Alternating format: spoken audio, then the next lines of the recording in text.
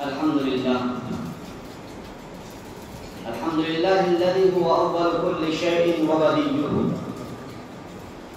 ومنتهى كل شيء ووليه، وكل شيء خاشع له، وكل شيء ضارع إليه،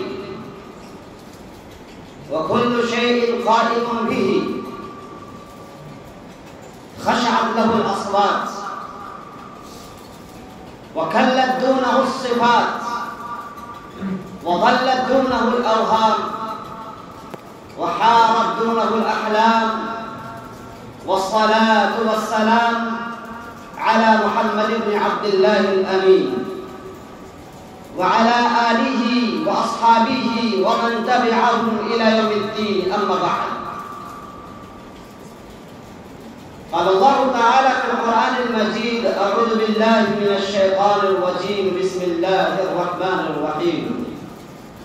ولقد ذرأنا لجهنم كثيرا من الجن والإنس لهم قلوب لا يفقهون بها، ولهم آذان لا يسمعون بها، ولهم أعين لا يبصرون بها، أولئك كالأنعام بل هم أضل، أولئك هم الغافلون. وقال في موضع آخر: أم حسب الذين يعملون السيئات أن يسبقونا ساء ما يحكمون. أيها الأفاضل ويا أيها الطلاب،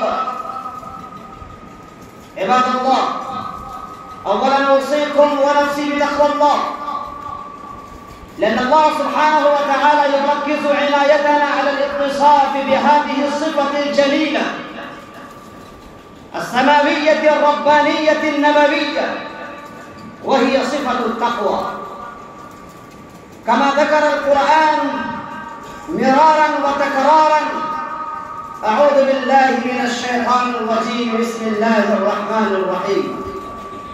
يا أيها الذين آمنوا اتقوا الله حق تقاته ولا تموتن إلا وأنتم مسلمون. أيها الناس، إن الله سبحانه وتعالى فرق بين الإنسان والأنعام، كما ذكرت آنفا آية قرآنية وجيزة. إن هذه الآية القرآنية تميز بين الإنس، تميز بين الإنسان، تميز بين الذين يعرفون الله سبحانه وتعالى ويؤمنون بالله سبحانه وتعالى، والذين لا يؤمنون، والذين يجحدون، والذين ينكرون، والذين يكفرون بالله سبحانه وتعالى وآياته الربانية. فالقرآن عد أولئك الرجال الذين يؤمنون بالله سبحانه وتعالى، الذين تؤمن أيديهم، الذين تؤمن أرجلهم، الذين تؤمن قلوبهم، الذين تؤمن أجسادهم بما ذكر في القرآن الكريم وبما جاء النبي صلى الله عليه وسلم بها من الآيات الربانية في هذا العالم. فالقرآن عده من الإنسان، فالقرآن عده من الذين نجحوا ومن الذين فازوا بالقدح المعلق، والذين كفروا، والذين جحدوا، والذين أنكرت قلوبهم، والذين أنكرت أيديهم، والذين أنكرت أرجلهم، والذين أنكرت أعينهم، والذين أنكرت أجسادهم بما جاء النبي صلى الله عليه وسلم من الله سبحانه وتعالى، فذكرهم القرآن في قائمة الحيوان وفي قائمة الأنعام، بل قال القرآن بصراحة: أولئك كالأنعام بل هم أضل.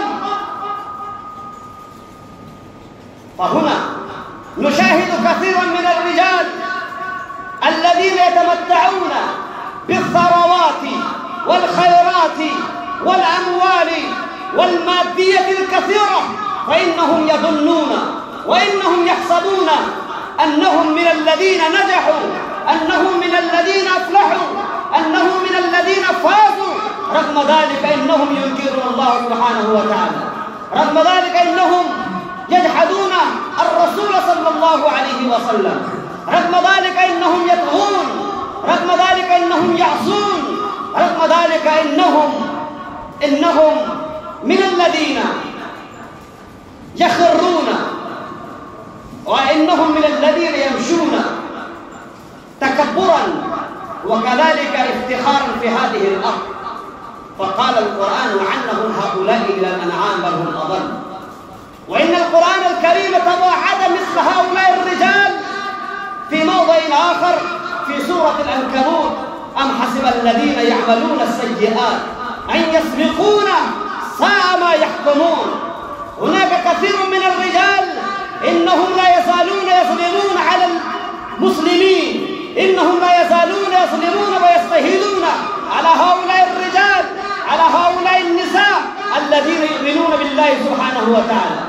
يوما فيوما إنهم قد قتلوا أبناءهم، إنهم قتلوا رجالهم، إنهم قتلوا نساءهم، إنهم قد جعلوا أبناءهم أيتاما، إنهم قد جعلوا نساءهم أياما، وإنهم يظنون أنهم قد تركوا في هذا الكون. فيقول القرآن: أم حسب الذين يعملون السيئات أن يسبقونا، أن يفروا عنا، ساء ما يحكمون، ساء ما يتفكرون. فإنني أخاطب الذين لا يزالون يستأصلون جذور الإسلام في الشرق والغرب، في الشمال والجنوب، في أي بقعة من بقاع العالم. إنهم يظنون بعدما ظلموا على المسلمين أن يسبقوا الله سبحانه وتعالى، ساء ما يحكمون. فإن القرآن الكريم يقول مرارا وتكرارا متوعدا بمثل هؤلاء الظالمين، وبمثل هؤلاء الطغاة، بمثل هؤلاء الديوثين: الحاقة ما الحاقة وما أدراك ما الحاقة، كذبت ثمود وعاد بالقارية، وأما ثمود فأهلكوا بالطاغية، وأما عاد فأهلكوا بريح صرصر عاتية. كثير من الأقوام، كثير من الأمم إنها تطغى، إنها كفرت، إنها جحدت أيام الله سبحانه وتعالى، آيات الله سبحانه وتعالى، فأهلكهم الله سبحانه وتعالى.